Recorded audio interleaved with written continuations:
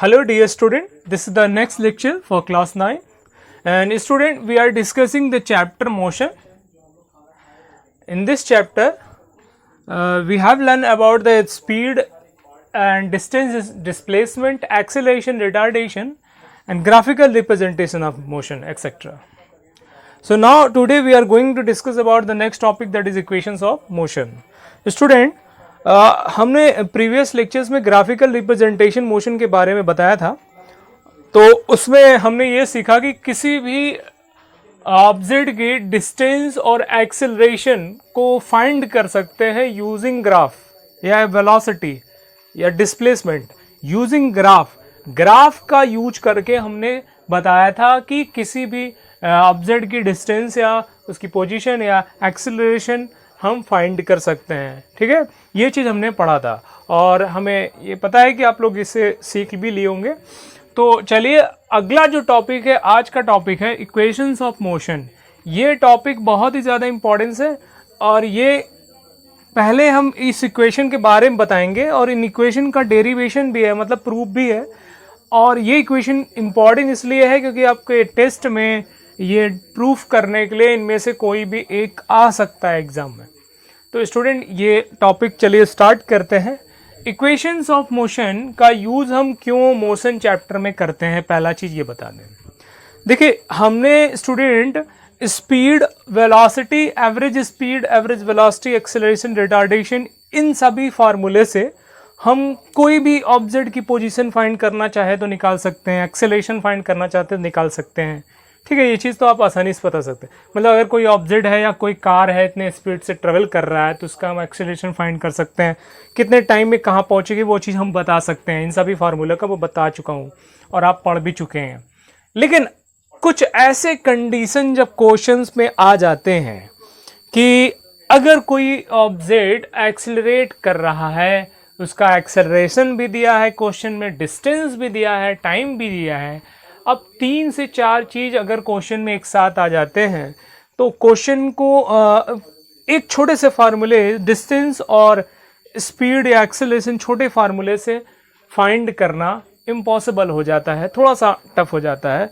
इसके लिए हम इक्वेशंस ऑफ मोशन के बारे में बताया जाता है ताकि हम इन इक्वेशंस ऑफ मोशन का यूज करके किसी भी ऑब्जेक्ट की वेलोसिटी, एक्सेलरेशन, पोजीशन को हम फाइंड कर सके.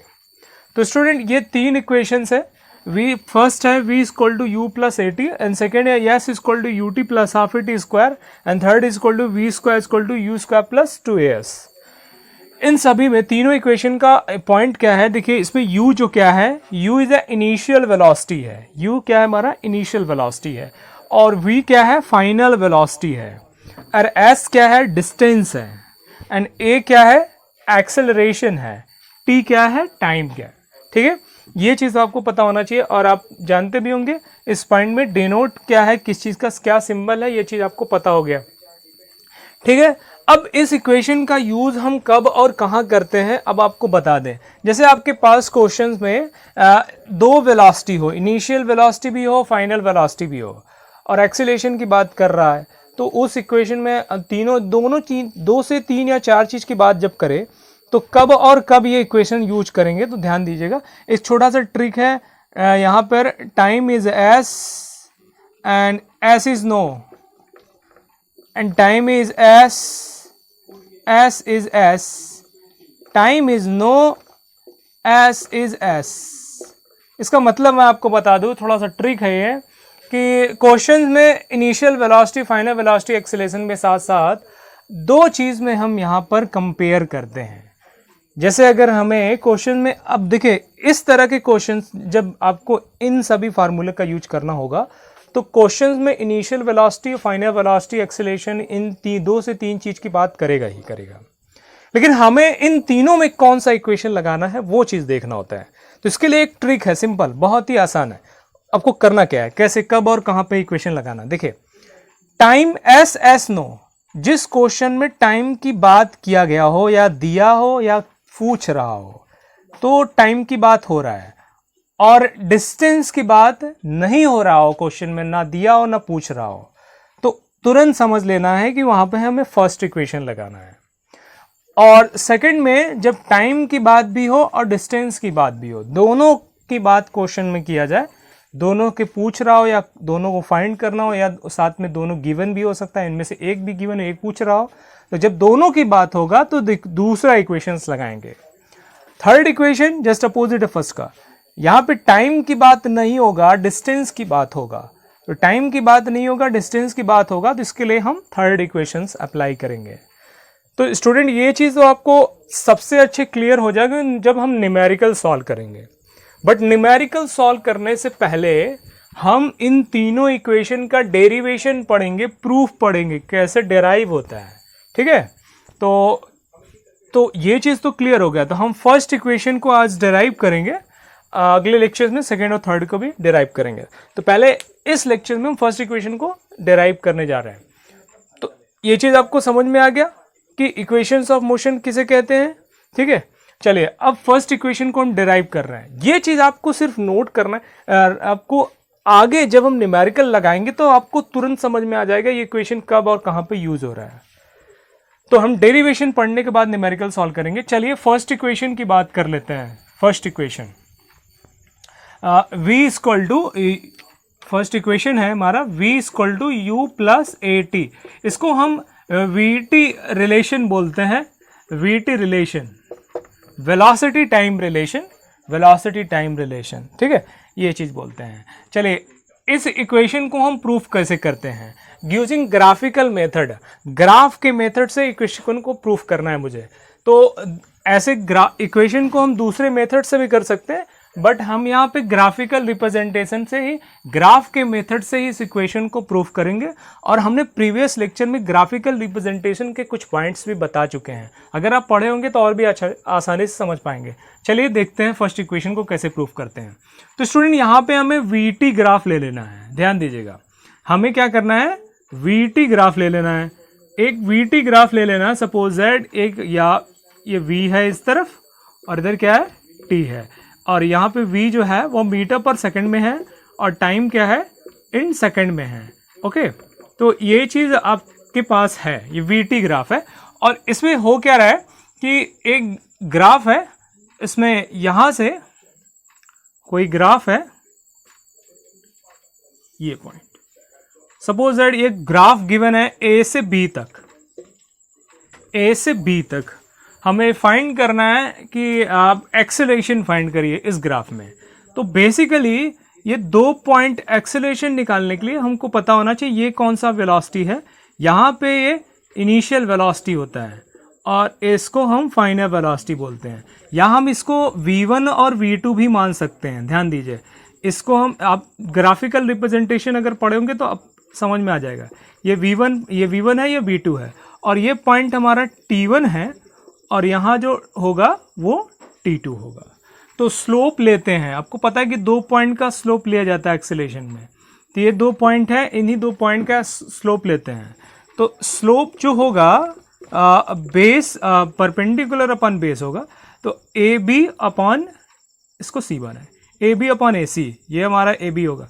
तो ए बी अपॉन ए सी ये होगा हमारा बेस, ठीक है। या इसको हम बी सी अपॉन ए सी बोल सकते हैं, बी सी अपॉन ए सी, ये हमारा बी सी है, नीचे क्या है, ए सी। तो देखिए B C, actually B C की वैल्यू कैसे निकालेंगे, ये बी सी पे, बी पे v2 है वेलोसिटी और सी पे क्या है, v1 है। तो बी सी को क्या लिखेंगे, v2 माइनस v1 लिखेंगे, लिखेंगे नहीं। और ए पे टाइम t1 है, सी पे टाइम t2, तो ए सी निकालेंगे तो t2 माइनस t1 होगा। क्लियर है, ये एक्सेलरेशन की वैल्यू आई है ना, ये चीज़ पता हो गया। अब ध्यान से देखिएगा इस इक्वेशन में हमें करना क्या है।